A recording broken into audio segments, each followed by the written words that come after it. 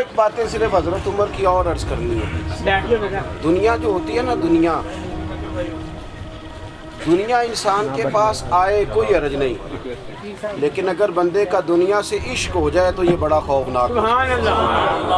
حضرت فاروق اعظم رضی اللہ تعالیٰ عنہ نے جب دیکھ لیا نا رب کی معرفت کا جلوہ، جب حضور کے انوار و تجلیات دیکھ لیے، جب رسول کائنات علیہ السلام کے حسن کے جلوے دیکھ لیے، تو پھر دوبارہ دنیا کی دولت پر ان کا دل کبھی نہیں آیا، کبھی نہیں آیا. سب سے بڑی بات یہ تھی کہ انہیں دنیا داری سے کوئی دلچسپی نہیں تھی.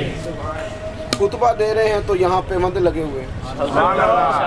عید کی نماز پڑھنے حضرت عمر جا رہے ہیں، عید کی نماز پڑھنے تو پیروں میں جوتا کوئی نہیں. حضرت فاروق اعظم حج کرنے کے لیے تشریف لے گئے تو بادشاہوں کے پروٹوکول نہیں ہوتے. آج بھی حج کے موقع پر VIP کے لیے علیحدہ بندوبست نہیں ہوتا، لیکن مشرق سے مغرب تک جس بندے کی حکومت ہے، صحابہ کہتے ہیں وہ ہمارے ساتھ گئے تو اپنے پاس ایک اضافی چادر اور لے گئے. رستے میں سفر کرتے تھے تو صرف کسی درخت کی ٹہنی پر ڈال کے چھاؤں کر لیتے تھے. کئی دفعہ زمین پہ کچھ بچھاتے تھے، کئی دفعہ کچھ بھی نہیں بچھاتے تھے، اس لیے کہ ادھر پھر توجہ ہوتی نہیں نا، توجہ ادھر ہو جاتی ہے، توجہ ادھر ہو جاتی ہے. اب میری نگاہوں میں جچتا نہیں کہ جیسے میرے محبوب ہیں ایسا. حضرت سیدنا سعد بن ابی وقاص رضی اللہ تعالیٰ عنہ کا چمکتا دمکتا فرمان مصنف ابن ابی شیبہ میں موجود ہے. حضرت سعد بن ابی وقاص رضی اللہ تعالیٰ عنہ فرمانے لگے، عمر کوئی ہم سے پہلے نہیں اسلام لائے لیکن درجہ زیادہ لے گئے. فرمانے لگے تمہیں پتہ ہے عمر درجہ کیسے زیادہ لے گئے؟ اس لیے کہ عمر کو دنیا داری میں کوئی رغبت ہی نہیں تھی. انہوں نے اپنا دل ہر طرف سے توڑ کے رب رسول کے ساتھ جوڑ دیا. کوئی دلچسپی نہیں تھی، کوئی معاملہ ہی نہیں تھا. ہم نا بہت زیادہ دنیا داری کرتے ہیں، ہر وقت مادہ پرستی کی باتیں کرتے ہیں. دولت اللہ ماشاءاللہ مذہبی لوگوں کو بھی اپنے گرویدہ کر لیتی ہے، ساتھ اپنے ملا لیتی ہے. دوسری بات حضرت فاروق اعظم میں جو بہت اہم تھی، بس میں بات ختم کر رہا ہوں، آپ توجہ کریں. فاروق اعظم رضی اللہ تعالیٰ عنہ نا اپنا احتساب بڑا کرتے ہیں.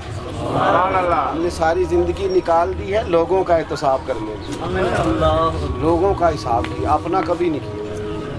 ہم نا اپنے تئی تو ہم یہ کہتے ہیں جی منو تو یاد نہیں کدی کسی نہ کوئی زیادتی کی تھی ہو، میں تو بندہ ہی بڑا اچھا ہوں جی.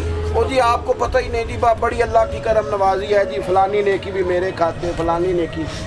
بلکہ ہم جب لوگوں پر تبصرہ کرتے ہیں تو اس کا مطلب بھی یہ ہوتا ہے کہ دوسروں کی نفی کی جائے اور اپنا اس بات کیا جائے.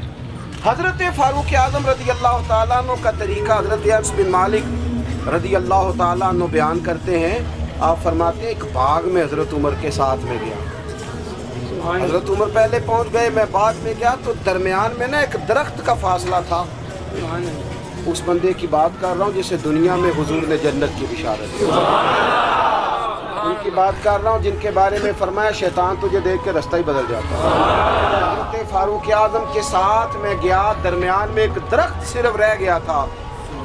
حضرت عمر فاروق اپنے آپ سے بات کرتے کہتے ہیں عمر ابن خطاب، اللہ سے ضرور ڈر ورنہ اللہ تجھے ضرور عذاب دے گا. ڈر جا اللہ سے. اپنا احتساب کرتے، اپنے اوپر توجہ رکھتے. ہم اپنے کپڑوں کا، بالوں کا، کنگھی کا حساب رکھتے ہیں. حضرت عمر اپنے باطن کا حساب رکھتے ہیں. وہ غور کرتے تھے کہ میری باطنی کیفیات کیا ہیں، میں کہاں تک پہنچ گیا ہوں. ایک تو حضرت عمر سے پیار کریں کھول کے، ان سے محبت کریں کھول کے.